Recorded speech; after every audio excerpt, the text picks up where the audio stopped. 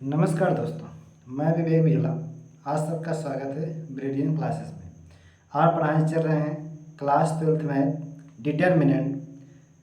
तो आप लोगों को पिछले वीडियो में क्वेश्चन 6 तक बता दिया गया था। क्वेश्चन 7 देखिए क्या है। चैप्टर 6.1 डिटर्मिनेंट 6.1 डिटर्मिनेंट्स, जिसे हिंदी में कहते हैं सारणिक। तो देखिए बच्चे क्या है, ए है सीबीएसई बोर्ड एनसीईआरटी पैटर्न, जो आपको क्वेश्चन बराबर पूछे जाते हैं एग्जाम में, वही क्वेश्चन है। देखिए क्वेश्चन 7 क्या है। Question 7,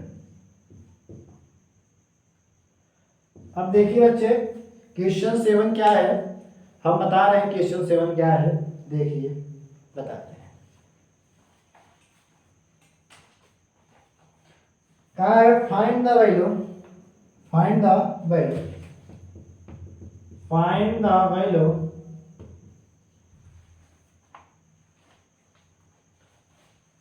if a equal to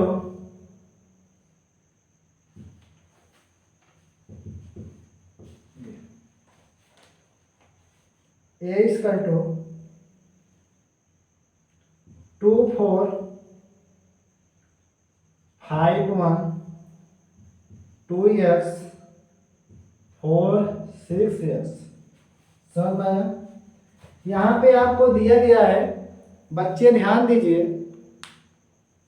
find the value find करना है कि if a is equal to 2 4 5 1 2 4 5 1 equal to 2 6 4 6 x। ध्यान दीजिए बच्चे, जिन बच्चों को समझना है कमेंट बॉक्स में बताइएगा। देखिए बच्चे, if a equal to 2 4 5 1 a equal to 2x 4 6x क्या है। फाइंड द वैल्यू बताना है, मान ज्ञात करना है, मान क्या क्या है। देखिए यहाँ पे क्या बच्चे 2 क्रॉस 2 का है, 2 क्रॉस 2 का है। क्या लिखना है, 2 इक्वल टू 2s के, 2 इक्वल टू 2s के, s इक्वल टू 1 के। ध्यान दीजिए बच्चे, यहाँ पे है 4 इक्वल टू 4 के। समझ में आया? 4 इक्वल टू 4 के। अब यहाँ पे क्या है बच्चे, 5 इक्वल टू 6 और इसके बाद क्या है 1 equal to x। 1 equal to x। ये क्या है, 2 इक्वल टू 2 का है, s इक्वल टू 1 का आ गया। यहाँ पे 4 इक्वल टू 4 का है, यहाँ पे 5 इक्वल टू 6 का है, यहाँ पे 1 इक्वल टू कितना यस का है। You are understanding? जिन बच्चों को समझ में आया हो वो कमेंट बॉक्स में बताइएगा। हमारी वीडियो को आपको अच्छी लगी तो लाइक करना एंड सब्सक्राइब करना, तो बेल आइकन दबाना ना भूलिएगा। यहाँ पे बच्चे देखिए, आपको दिया गया है क्या है, फाइंड द वैल्यू ज्ञात करना है। If a equal to 2 4 5 1 a equal to 2x 4 6x। तो क्या करना है, 2x 4 x equal to 1 5 equal to x 1 equal to x। You understanding? Question देखिए नेक्स्ट क्या है। क्वेश्चन 8 देखना है बच्चे कि क्वेश्चन 8 क्या है। देखिए बच्चे, है मैथ। जब मैथ आप बार बार लगाएंगे, उसे बार बार रिवीजन करेंगे तो बार बार आएगा। अगर तो एक बार करने से कोई कल्याण नहीं होगा, नो रिस्पॉन्स, कोई उत्तर नहीं निकलेगा। जब तक आप बार बार उसे नहीं रिवाइज करेंगे तब तक कुछ निकलने वाला नहीं है। आपको बार बार रिवाइज करना पड़ेगा। जितना बार आप करेंगे उतना ही आपके लिए पकड़ में आएगा। एक बार करने से कुछ नहीं होता है। देखिए बच्चे क्या है नेक्स्ट क्वेश्चन। क्वेश्चन नेक्स्ट देखिए, question 8। Question 8,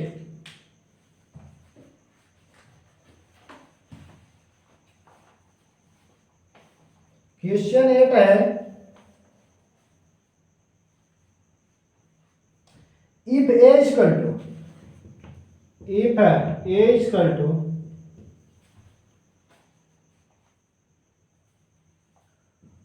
2 5 2 1, b equal to 4 - 3 2 5 दिया है, देन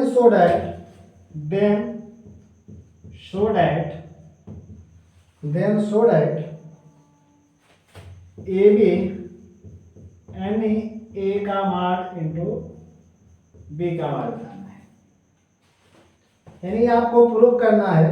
देन सो डैट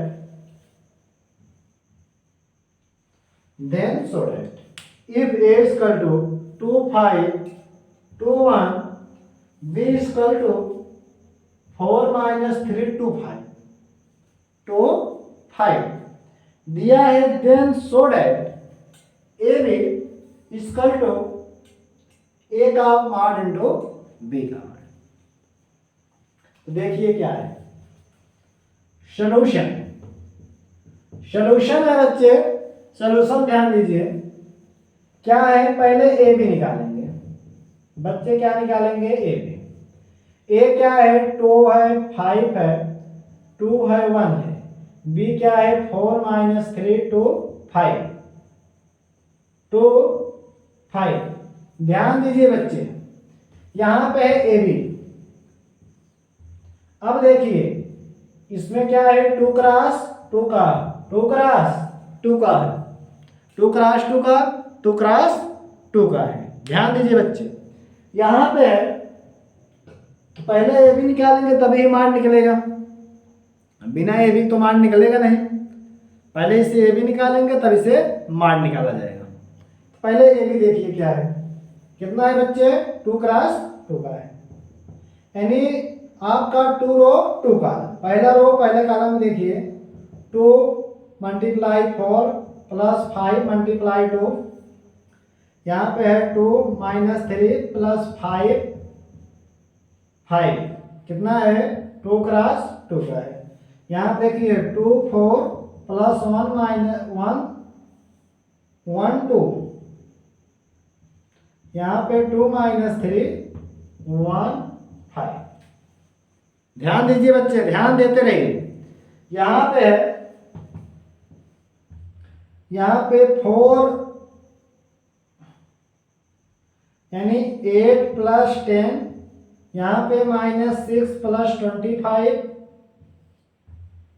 यहाँ पे 8 + 2 -6 + 5, यानी आपका यहाँ पे कितना आ जाएगा बच्चे।